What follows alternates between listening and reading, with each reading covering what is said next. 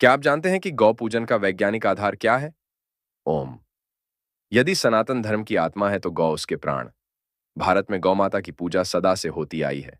हिंदू धर्म ग्रंथों के अनुसार गौ भारत की ही नहीं अपितु विश्व माता है। इसका उल्लेख हमारे वेद पुराणों, गीता, रामायण आदि सभी धर्म ग्रंथों में मिलता है। वेदों का मानना है कि विश्व के जड़ चेतन सभी प्राणियों में कोई न कोई देवता वास करते हैं, परंतु गौ माता के शरीर में तो सभी देवतत्व विद्यमान हैं। इसी कारण गाय को सर्वदेवमयी एवं विश्वरूपा कहा गया है। हिंदू धर्म शास्त्रों के शायद ही कोई ऐसा ग्रंथ होगा जिसमें गौ माता की महिमा का वर्णन न किया गया हो। पुराणों में कामधेनु, नंदिनी, सुरभि, सुभद्रा, सुशीला, बहुला आदि दैविक गायों का उल्लेख मिलता है। गाय का दूध सात्विक गुणों को जागृत करता है। देवताओं को इसके दूध का अभिषेक व इससे बने पदार्थ अत्यंत प्रिय हैं। गाय आर्यों की परम प्रिय थी, जिसका दूध वे प्रतिदिन सेवन करते थे और आपस में एकता व प्रेम से रहते थे। इसके विपरीत राक्षसों की संस्कृति में भैंस को प्रधानता दी जाती थी। गाय से प्राप्त दूध, दही, घी, गोबर और गौमूत्र ये सभी पदार्थ पवित्र हैं। इन पांचों पदार्थों को मिलाकर पंचगव्य बनाते हैं।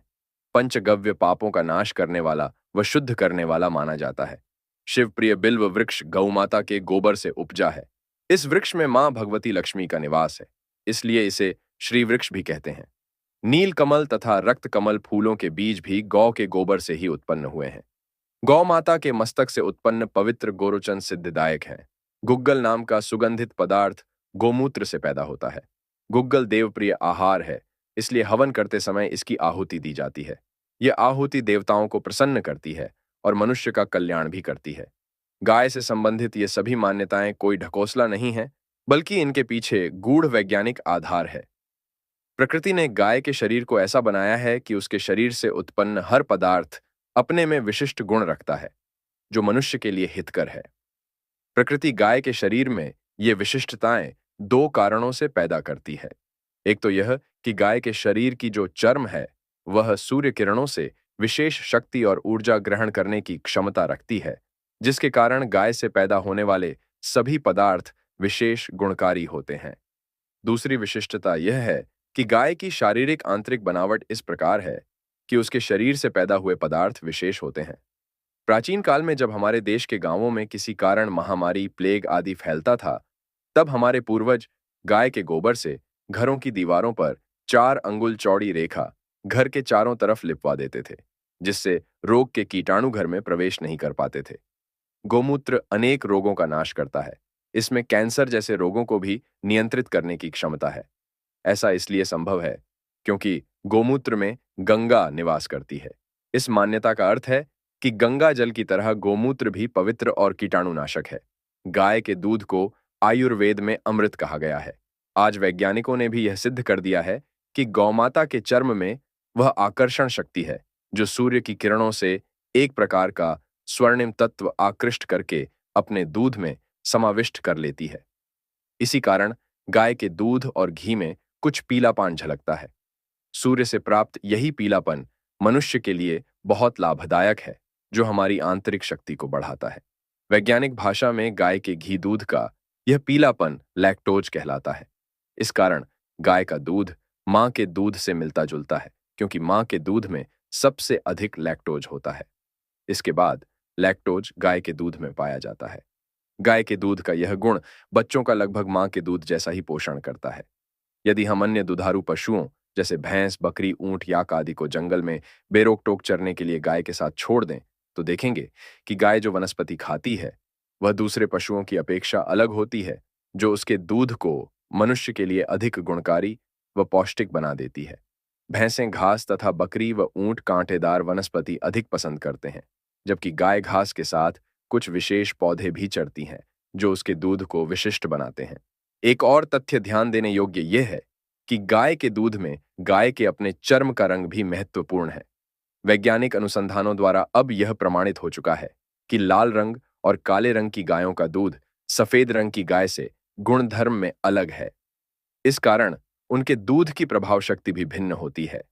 इस गुणधर्म की भिन्नता का वैज्ञानिक कारण यह है कि लाल और काली गायें अपने चर्म के रंगों के कारण सूर्य की शक्ति को भिन्न भिन्न मात्रा व ढंग से अपने शरीर में ग्रहण करती हैं, जिसके कारण उनका दूध गुणवत्ता में अलग होता है। कर्मकांड में अलग अलग प्रकार के गुणधर्म वाले दूध की आवश्यकता होती है। इसीलिए ब्राह्मण पूजा में आपसे काली या लाल गाय का दूध लाने को कहते हैं। आपको यह जानकर भी आश्चर्य होगा कि गाय के विषय में जो तथ्य बताए गए हैं वे सब भारत की देशी गाय के विषय में हैं। विदेशी जर्सी गाय के दूध में ये सब गुण पूर्ण रूप से विद्यमान नहीं होते। इसका वैज्ञानिक आधार यह है कि जर्सी गाय की जेनेटिक म्यूटेशन देशी गाय से भिन्न होती है। प्राचीन काल में देशी गाय की भी कई प्रजातियां थीं, पर उन सब का दूध दही गुणधर्म में एक समान था। अमेरिका ने कानपुर की एक फर्म को गौमूत्र का पेटेंट दिया है और यह स्वीकार किया गया है कि गौमूत्र में कई बीमारियों की रोकथाम और ठीक करने की क्षमता है। रूस के वैज्ञानिकों, विशेषकर डॉक्टर शिरोविक के अनुसार, गाय के गोबर से लीपे गए घरों पर परमाणु रेडिएशन का प्रभाव नहीं पड़ता। यही नहीं, गाय के घी की अग्नि में आहुति देने से जो धुआं उठता है वह परमाणु रेडिएशन को काफी हद तक कम करता है। खेद है, आज भारत में उसी पूजनीय गाय की दुर्दशा है। वह सड़क पर गंदी चीजें व प्लास्टिक की थैलियां खाती है। ऐसी स्थिति में गाय के द्वारा दिया दूध दही हमें पहले जैसा पौष्टिक व निरोग कैसे बना सकता है? यदि ऐसे दूध के कारण आज का वैज्ञानिक दृष्टिकोण रखने वाला आधुनिक मानव गाय के विषय में किए गए गुणगान को ढकोसला या अंधविश्वास कहे तो आश्चर्य कैसा। अब बात करते हैं गाय के गोबर की।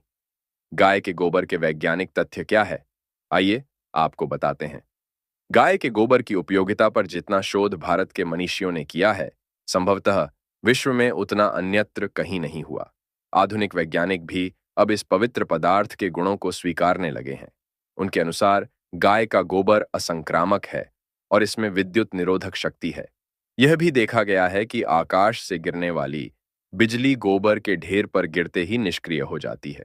गोबर में फास्फोरस नामक तत्व बहुतायत से पाया जाता है। इस तत्व में कई संक्रामक रोगों के कीटाणुओं को नष्ट करने की शक्ति होती है।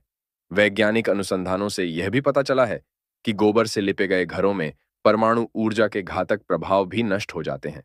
प्राचीन भारतीय प्रथा के अनुसार किसी मनुष्य की मृत्यु होने पर घर आंगन को गोबर से लीपा जाता था, तामृत शरीर के विभिन्न प्रकार के संक्रामक रोगों के कीटाणु नष्ट हो जाए और घर के कुटुंबजनों के स्वास्थ्य की रक्षा हो सके। कुष्ठ रोग के उपचार में भी गोमय लाभप्रद होता है। बंदर के काटने पर भी इससे शीघ्र ही पीड़ा कम हो जाती है। गाय के गोबर में जीवाणु और विषाणुओं को नष्ट करने की क्षमता होती है। प्राचीन मान्यता के अनुसार क्षय रोग उपचार करने वाले सैनिटोरियम में गाय का गोबर रखने से उसकी गंध से टीबी के कीटाणु मर जाते हैं। कीटाणु नष्ट करने, दुर्गंध दूर करने के लिए गाय का गोबर अच्छी से अच्छी फिनाइल से भी अधिक प्रभावकारी है। फोड्डे फूंसी, खुजली, रक्त दोष आदि में भी गोमय बहुत प्रभावकारी होता है। गाय के गोबर से बना साबुन चर्म रोगों में लाभप्रद सिद्ध हुआ है। गोमय से बनी धूप अगरबत्ती वातावरण को शुद्ध करने में उपयोगी पाई गई है। गोबर का एक और प्रभावी उपयोग बायोगैस है, जिससे भारत के कई गांवों में सामाजिक प्रगति देखी गई है। यही नहीं, गोबर के उपलों से उठने वाला धुआं प्रदूषण पर नियंत्रण रखता है, साथ ही वायुमंडल में विद्यमान विषाक्त कीड़ों को भी नष्ट करता है। पहले होलिका दहन के लिए केवल गाय के उपलों का ही उपयोग होता था, जिससे वातावरण शुद्ध हो जाता था। उपलों की राख शरीर पर रगड़ने से मृतप्राय शरीर में भी रक्त प्रवाह ठीक हो जाता है। ये एक दुखद सत्य है कि आधुनिकता के नाम पर हम इस पवित्र पदार्थ के गुणों को उतनी मान्यता नहीं दे रहे जितना वह उपयोगी है। अगर ये वीडियो पसंद आए तो लाइक, शेयर और सब्सक्राइब जरूर करें। धन्यवाद।